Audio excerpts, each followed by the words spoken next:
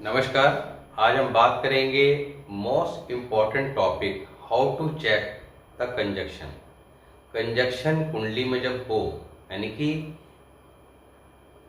एक से ज़्यादा ग्रह कुंडली में एक साथ बैठे हों, तो उसको चेक कर पाना थोड़ा सा मुश्किल काम लगता है। मगर आज का जो टॉपिक हम डिस्कस करेंगे और उसको समझने के बाद मैं आपको इस चीज़ की गारंटी देता हूँ कि आपको सारा कॉन्सेप्ट क्लियर हो जाएगा और किसी भी तरह का कोई भी कंजक्शन अब आपके चार्ट में हो या किसी के चार्ट में हो, आपको किसी प्रकार का कन्फ्यूज़न नहीं होगा। आप 2 मिनट के अंदर उस चार्ट को प्रेडिक्ट कर पाएंगे।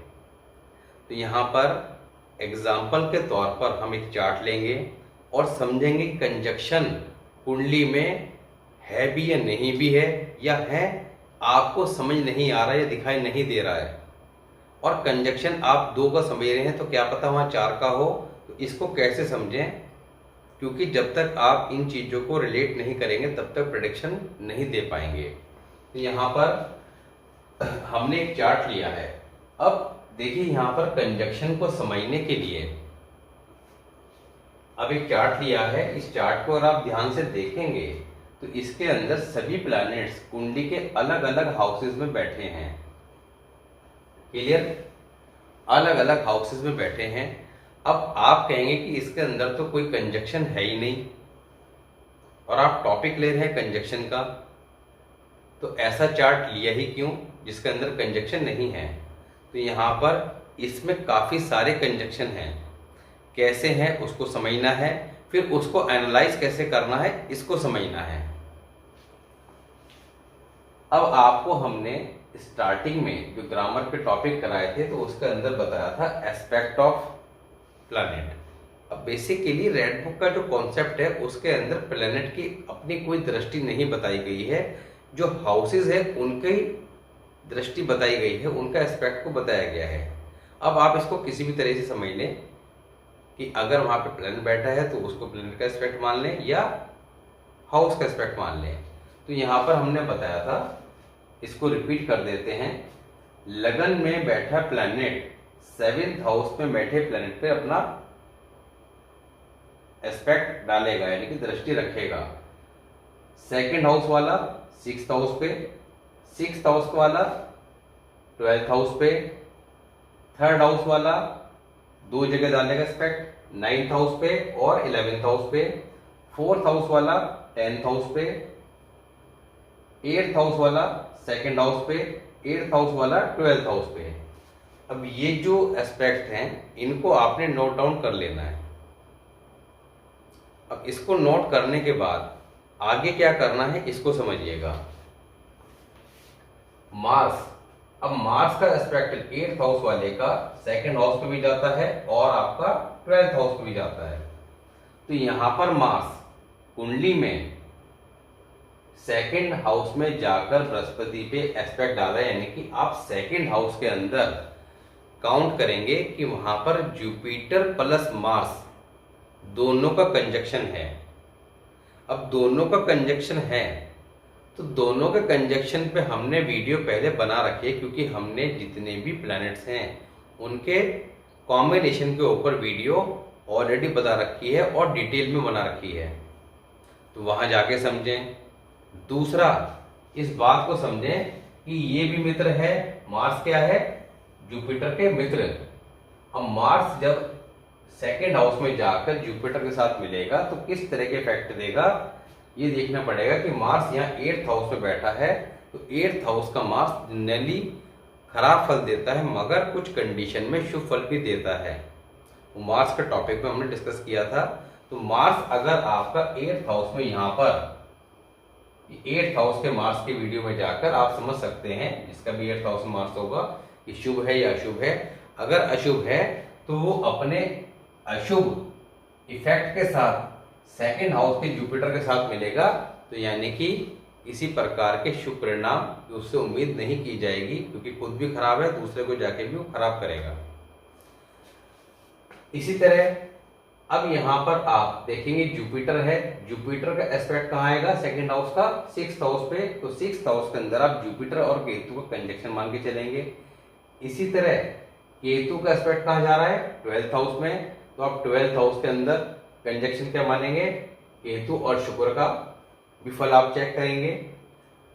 मंगल मार्स, इसका भी आपका एस्पेक्ट सेकंड हाउस में तो जा ही रहा था, साथ ही ट्वेल्थ हाउस में। अब ट्वेल्थ हाउस के अंदर आप दो कंजक्शन काउंट करके चलेंगे, Venus plus Ketu, Venus plus Mars. अब इन कंजक्शन के ऊपर जो वीडियो बना रखे हैं वहां जाके आप इसके फलों को समझ सकते हैं कि मार्स और वीनस का कंजक्शन अगर बन रहा है तो वो किस तरह के परिणाम देगा, और केतु के साथ अगर वीनस का कंजक्शन बन रहा है तो किस तरह के परिणाम देगा। इसी तरह सैटर्न की बात करें, अब सैटर्न थर्ड हाउस में है, इसका एस्पेक्ट कहां जा रहा है, 11th हाउस और 9th हाउस। तो यानी कि सैटर्न और सन का कंजक्शन कहां पे हो गया, 9th हाउस में। सैटर्न और मून का कंजक्शन कहां हो गया, 11th हाउस में। तो फोर्थ हाउस की बात करें तो राहु, अब राहु का एस्पेक्ट कहां जा रहा है आपका, 10th हाउस में। तो यानी कि 10th हाउस में हम मान के चलेंगे कि मरकरी और राहु है। तो आपने देखा कि किसी चार्ट के अंदर कोई भी युति नहीं थी, उसके बावजूद कितनी सारी युतियां बन गई, कितने सारे कंजक्शन वहां पर देखने को मिले। अब इसको आप ऐसे भी समझ सकते हैं, सपोज कीजिए, अब ये तो आपने चेक करना है कि कंजक्शन कैसे क्रिएट हुए। अब इसके अलावा अगर एक ही हाउस के अंदर, सपोज कीजिए 7th हाउस ले लेते हैं, 7th हाउस के अंदर 4 प्लैनेट हैं, मार्स है, वीनस है, जुपिटर है और मरकरी है। अब 4 प्लैनेट यहां प्लेस्ड हो गए, ये कोई भी 4 हो सकते हैं, केवल आपने लॉजिक को समझना है, उसके कॉन्सेप्ट को समझना है। तो यहां पर इस बात को समझिए कि इस 4 प्लैनेट के कॉम्बिनेशन को हमने कैसे एनालाइज करना है कि ये किस तरह के रिजल्ट देगा। अब आपने कैसे चेक करना है, सबसे पहले मरकरी को पकड़ लेना है, मरकरी और मार्स। तो आपने देखना है कि मरकरी और मार्स का कंजक्शन है, तो मरकरी और मार्स, इसके फलों को समझिए। अब मरकरी और मार्स के ऊपर भी ऑलरेडी वीडियो बना रखा है, तो वहां पर जाके आप इस बात को समझिए कि कुंडली में अगर मरकरी और मार्स का कंजक्शन है तो क्या परिणाम देखने को मिलेंगे, और वो परिणाम जो वीडियो बता रखे हैं वो परिणाम आपको इस कंजक्शन के अंदर भी देखने को मिलेंगे। इसी तरह मरकरी के साथ वीनस के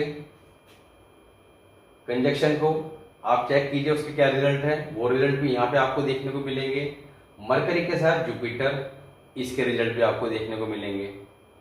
दूसरा, मार्स प्लस वीनस के रिजल्ट भी मिलेंगे, मार्स प्लस जुपिटर के रिजल्ट भी मिलेंगे, जुपिटर प्लस वीनस के रिजल्ट भी मिलेंगे। यानी कि कितनी सारी प्रोडिक्शन आपके सामने निकल के आई। अभी प्रोडिक्शन और भी हैं, आप इन चारों के अलग अलग रिजल्ट भी चेक करेंगे। मरकरी 7th हाउस क्या रिजल्ट, और वो यहाँ पे ठीक है या खराब है। अब मार्स के साथ जब वीनस मरकरी बैठ गया तो खराबी हो गया। तो यहाँ पर 7th हाउस में बैड मरकरी के रिजल्ट आप चेक करेंगे। मार्स 7th हाउस के ऊपर वीडियो बना रखा है, उसका रिजल्ट चेक करेंगे। Venus 7th house, Jupiter 7th house, यानी कि आप ये चेक करेंगे कि कितने प्रकार की प्रेडिक्शन निकल के आई। इस 1 2 3 4 प्लैनेट की अलग अलग, फिर 4 प्लैनेट के आपस में कॉम्बिनेशन को लेकर। इसके अलावा इन 4 प्लैनेट के जो 3 के कॉम्बिनेशन आपस में बनेंगे उसके ऊपर भी वीडियो बना रखी है, वो रिजल्ट भी आपको देखने को मिलेंगे। थोड़ा सा आपको कॉम्प्लिकेटेड लग रहा होगा, मगर जब आप इसकी थोड़ा सा प्रैक्टिस करेंगे तो आपको चीजें जो है टिप्स पे आ जाएंगी। आपको ये याद हो गया कि मरकरी सेवेंथ हाउस में कैसे रिजल्ट देता है, मार्स सेवेंथ हाउस में कैसे रिजल्ट देता है, वीनस और जुपिटर इनके सेवेंथ हाउस के रिजल्ट क्या है। जब आपको ये चीजें याद हो जाएंगी तो आप एक दूसरे से कोरिलेट इजीली कर पाएंगे। कंजक्शन के ऊपर ही बता रखा है, तो आपको एक चार्ट को एनालाइज करना है, तो आप जितना लिखेंगे, नोट्स बनाएंगे, बार बार नोट डाउन करेंगे, उतना ज़्यादा चीज़ें आपके माइंड में सेट होती चली जाएंगी। आप अपने अपने रिलेटिव्स के चार्ट, अपने फ्रेंड सर्कल के चार्ट डिटेल, उनको चाहे ना भी बताएं मगर आप डिटेल इकट्ठी कीजिए। 50-100 हॉरोस्कोप अपने पास रखिए डिटेल। आजकल तो बहुत ईजी है, मोबाइल के अंदर कोई भी ऐप डाउनलोड करें, कुंडली का डिटेल फीड करिए, आपके सामने चार्ट आ गया। तो चार्ट आपके पास आ गया, एक रजिस्टर बनाया, वो चार्ट को वहाँ पे उतारें, लगन कुंडली, वर्ष कुंडली और 35 साल चक्र जो बताया था उसके अकॉर्डिंग टाइम पीरियड चेक करें कि उसकी एज के अकॉर्डिंग क्या टाइम अभी चल रहा है। देन फिर आप इन चीज़ों को चेक करें तो आपको समझ में आती चली जाएगी। एक एक वीडियो आप देखेंगे, अच्छा ये आपका चार्ट आपके सामने आया है, अच्छा इसका मरकरी सेवेंथ हाउस में, मरकरी सेवेंथ हाउस के रिजल्ट आपको याद नहीं है, सेवेंथ हाउस की वीडियो में जाके चेक करें, वहाँ जाकर उसको ध्यान से सुने, सुनने के बाद आप उसकी शुभ और अशुभ दोनों कंडीशन नोट डाउन कर लें। आप चेक करेंगे आगे कि बुध और मंगल के ऊपर जो अपने वीडियो बनाई थी उस वीडियो को चेक करें, उसमें समझ में आ जाएगा कि आपका मरकरी अच्छा है या खराब है। अब मरकरी अगर खराब निकला तो मरकरी सेवेंथ हाउस के हमने जो वीडियो बनाई थी अशुभ कंडीशन में जो बता रखी थी, आप उस फल को वहाँ पे नोट डाउन कर सकते हैं। तो इस तरह जब आप किसी चार्ट को प्रॉपर नोट डाउन करेंगे तो 100% आपको चीज़ें मैच करती दिखाई देंगी। तो कंजक्शन चाहे 4 का हो, 5 का हो, 6 का हो, 7 का हो, 8 का हो, कंजक्शन को लेके घबराना नहीं है, केवल उस कॉन्सेप्ट को समझना है। अब एक चीज और समझिएगा कि यहां पर हमने बताया आपको कि 4 planet mercury, Mars, Venus and Jupiter ये बैठे हैं, ठीक है। अभी आपको थोड़ी देर पहले बताया कि फर्स्ट हाउस के प्लैनेट का एस्पेक्ट कहां जाएगा, सेवेंथ हाउस पे। अब यहां पर अगर 2 प्लैनेट और आ गए, राहु आ गया और सैटर्न आ गया, चलिए तो यहां पर आपने अब ये दोनों अपने एस्पेक्ट से यहां पे मिल जाएंगे, तो आपके सेवेंथ हाउस के अंदर कितने प्लैनेट हो गए, 6।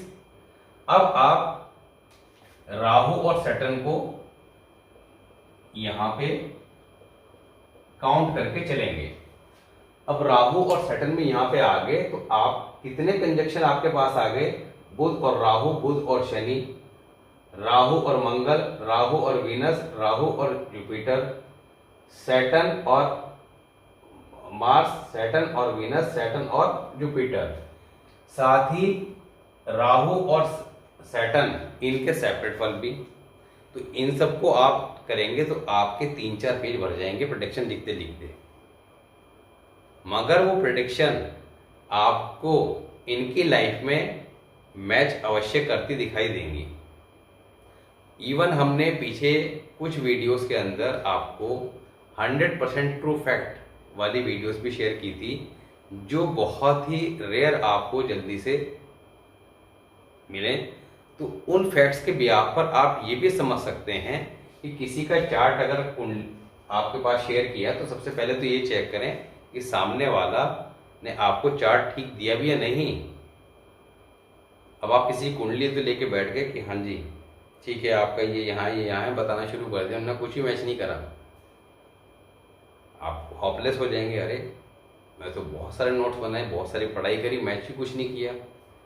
तो उसके पीछे आपको बर्थ टाइम रेक्टिफिकेशन, तो उसने डिटेल दी है, हो सकता है वो अपने हिसाब से सही हो सकता है वो अपने हिसाब से गलत हो सकता है उसने गलत दे दी हो सकता है उसने सही दी है और अपने हिसाब से उसने सही दी, मगर आप उसको कैसे चेक करें, आप चलित भाव, चलित कुंडली को चेक करें कि अगर कुंडली के अंदर फर्स्ट हाउस के सैटर्न के सिम्टम्स मैच नहीं कर रहे तो चलित भाव में चेक कर ले। चलित भाव के अंदर अगर सैटर्न 12th हाउस में आ रहा है या 2nd हाउस में आ रहा है, एक ही घर आगे पीछे जाएगा, तो वहां पे उसके सिम्टम्स चेक करें, जैसे कि आपको पीछे वीडियो में बताए हैं। अब अगर सेकेंड हाउस के मैच कर जाते हैं, दैट मीन्स कि इसका सैटर्न यहाँ ना होके यहाँ के रिजल्ट दे रहा है। दूसरा, इसके अलावा आप ये भी चेक कर सकते हैं कि आपका जो टाइम है वो, क्योंकि लगन जो है हर 2 घंटे में चेंज होता है, तो आधा पौना घंटा 1 घंटा ऊपर नीचे करके देखें लगन कब चेंज हो रहा है। उस लगन के अकॉर्डिंग भी आप देखेंगे कि प्लैनेट्स जो है 1-2 हाउस आगे पीछे मूव करेंगे, तो वहां पे उनके प्लेसमेंट के हिसाब से सिम्टम्स आप चेक कर सकते हैं। तो इतना इजी नहीं है, थोड़ा मुश्किल जरूर है, मगर ये कॉन्सेप्ट ही ऐसा है कि लाइफ के बारे में किसी के प्रेडिक्ट करना नॉट इजी जॉब। तो इसलिए, पर अगर आपने थोड़ा सा ध्यान देके एस्ट्रोलॉजी को सीख लिया, समझ लिया, तो इतना अच्छा कॉन्सेप्ट है कि आप हर होने वाली अशुभ घटना से पहले अवेयर हो जाएंगे। अच्छा, इस साल वर्षफल में मेरे ये खराब योग आ रहा है, इस साल फैमिली में या खानदान में किसी न किसी की डेथ की सूचना आ सकती है, किसी का जन्म हो सकता है, वो सारे इंडिकेशन आपको अपने वर्षफल से मिल जाएंगे। जब वर्षफल से मिल जाएंगे तो आप ये समझ लेंगे कि उनको ठीक कैसे करना है, ये हम बता चुके हैं। तो वर्षफल के अकॉर्डिंग आप उनके रेमेडी अपना जन्मदिन के आसपास स्टार्ट कर लें। कुछ कई बार तो रेमेडी जो है वर्षफल स्टार्ट होने से 30-40 दिन पहले शुरू करा दी जाती है, कई बार वर्षफल के स्टार्ट होने पे कराई जाती है। स्टार्टिंग में रेमेडी कर लेंगे, आगे आपको ये भी बताएंगे जब वर्षफल को टॉपिक आएंगे कि आपकी कौन सी घटना को कैसे एनालाइज करें। कि सपोज कीजिए वर्षफल के अंदर मंगल कुंडली के इस हाउस में बैठा है, इस हाउस में बैठा है, या कोई प्लैनेट जहां जहां बैठे हैं, तो वो खराब फल कौन से महीने में देंगे। अगर एक्सीडेंट का योग उस साल लिखा हुआ है तो वो एक्सीडेंट को लेके आपको समझ में तो आ गया कि एक्सीडेंट हो सकता है, योग आ रहा है, मगर उस योग के प्रभाव को कम कैसे करें और वो घटना घटेगी कब, कौन से महीने में घटेगी, तो उस महीने में विशेष प्रिकॉशन और प्रॉपर रेमेडी की आवश्यकता होगी, तो उसको कर लें तो बिल्कुल बचाव होगा। आई थिंक आपको कुछ बातें अवश्य क्लियर होंगी। ये बातें उन्हें क्लियर होंगी जो लोग लगातार वीडियोस देख रहे हैं, सीखना चाहते हैं, समझना चाहते हैं एस्ट्रोलॉजी के इस अद्भुत कॉन्सेप्ट को। मगर जो लोग फर्स्ट टाइम देख रहे हैं उनको ये बात थोड़ा सा डाइजेस्ट नहीं होगी, उनको पीछे जाकर स्टार्टिंग से वीडियोस देखनी होगी, नोट्स बनाने होंगे, देन आज के टॉपिक वो इजीली समझ जाएंगे। तो होप सो आपको कुछ चीज़ें क्लियर हुई होंगी, नहीं क्लियर हुई हो या क्लियर हो गई हो तो आप कमेंट सेक्शन में मेंशन कीजिएगा, कोशिश की जाएगी रिप्लाई देने की। मिलते हैं नेक्स्ट वीडियो में, तब तक के लिए नमस्कार।